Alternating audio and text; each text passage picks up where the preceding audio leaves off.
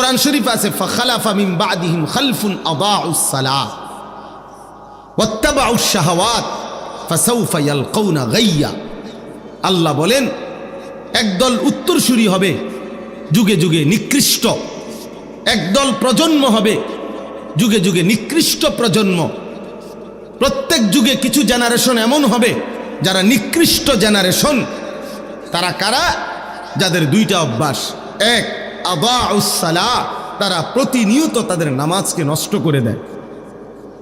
এখানেও নামাজ পড়ে না, এটা না, নামাজের যত হুকুম হাকাম এগুলো যথাযথভাবে আদায় করে না, এটাকেই বলে নামাজকে নষ্ট করে দেয়। ওয়াত্তাবাউশ শাহাওয়াত, এবং নিজের মনের ইচ্ছা মতো চাহিদা মতো চলে, নিজের মনে যা চায়, শাহাওয়াত মনের কামনা বাসনা, মনের ইচ্ছা আকাঙ্ক্ষাকেই শুধু অনুসরণ করে। আল্লাহ বলেন এমন নিকৃষ্ট প্রজন্ম, প্রত্যেক যুগের এই নিকৃষ্ট মানুষগুলোকে আমি আল্লাহ জাহান্নামের সবচেয়ে নিকৃষ্ট গর্ত, সবচেয়ে বেশি আযাবের গর্তের নাম হলো গাই, এই গাই নামক গুহার মধ্যে, গর্তের মধ্যে জাহান্নামে তারে ছুঁড়ে মারবে।